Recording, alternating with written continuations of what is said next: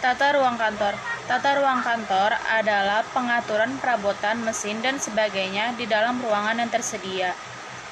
Menurut Dersliangji mengatakan, tata ruang adalah penyusunan alat-alat pada letak yang tepat serta pengaturan kerja yang memberikan kepuasan bekerja bagi para karyawan. Asas tata ruang kantor. Yang pertama, asas jarak terpendek. Tata ruang yang baik adalah apabila dalam proses penyelesaian pekerjaan, penyusunan tempat kerja karyawan, dan penempatan alat-alat kerja menempuh jarak yang sependek-pendeknya. Yang kedua, asas rangkaian kerja. Dalam menempatkan karyawan harus memperhatikan rangkaian kerja mereka. Karyawan yang urutan kerjanya berdekatan harus ditampilkan berdekatan. Yang ketiga, asas penggunaan seluruh ruangan. Jangan biarkan ada ruangan yang kosong yang tidak digunakan, karena akan menyebabkan pemborosan dan tidak efisien. Dina Putri Talita akan membacakan tentang tujuan tata ruang kantor. Tujuan tata ruang kantor adalah memperlancar jalannya pekerjaan, yaitu segenap ruangan digunakan secara efisien untuk keperluan pekerjaan, menambah semangat kerja pegawai, memberikan kesan yang baik bagi para tamu yang datang mengunjungi kantor. Jenis-jenis tata ruang kantor. A. Tata ruang kantor berkamar atau kubikal, yakni berupa ruangan tertutup secara penuh hingga plafon dan ruangan tertutup sebagian hingga separuh badan. Kelebihan: 1. Privasi pekerja lebih terjaga, terutama untuk pekerjaan yang sifatnya konfidensial. 2. Lebih nyaman dan tenang. 3. Konsentrasi karyawan bisa lebih terjaga. Kelemahannya: 1. Komunikasi terhalang oleh sekat. 2. Memakan banyak biaya untuk membangun bilik-bilik ruang kerja. 3. Kantor terlihat sempit karena banyaknya tembok pemisah. B. Tata ruang kantor terbuka atau open plan.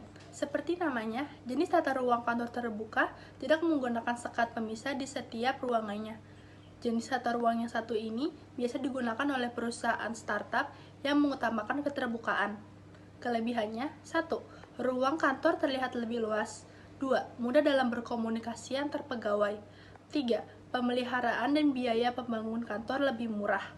Kelemahannya: 1. Sulit mengerjakan pekerjaan konfidensial. 2. Kurang efektif karena dapat merusak konsentrasi pegawai. Tata ruang kantor berpanorama atau landscape office.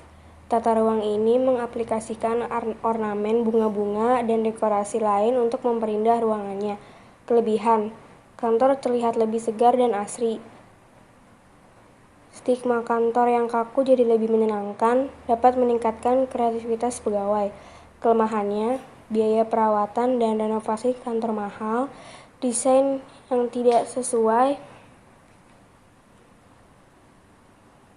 malah membuat ruangan terlihat aneh.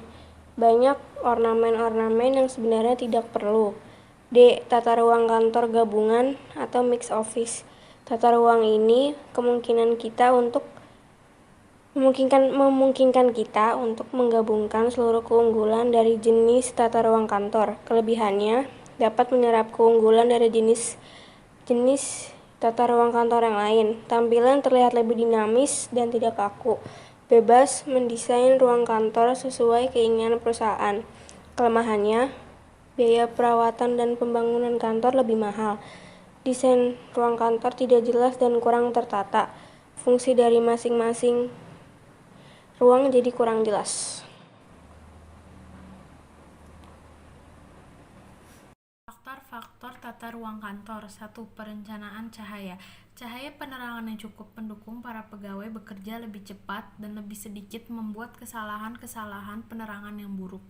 Kurangnya sinar yang mencakupi bagi pegawai yang akan menolong dan membantu mata, serta membuat kemungkinan kesalahan kerja semakin tinggi sehingga produktivitas kerja ikut menurun. Kedua, perencanaan warna. Sejalan dengan cahaya, warna menjadi faktor penting untuk membuat pegawai menjadi nyaman, bekerja lebih produktif jika warna yang mendominasi suatu ruangan adalah warna yang mempengaruhi perasaan seperti biru, ungu, hijau tua, putih, biasanya menimbulkan kesan tenang. 3. Perencanaan udara. Pekerjaan kantor yang bersifat pikiran. Maka dari itu, diperlukannya suatu ruangan dapat suplai udara yang teratur. Usahakan agar udara yang mengalir adalah udara yang bersih dan sejuk, sehingga kenyamanan akan tercipta yang pada akhirnya akan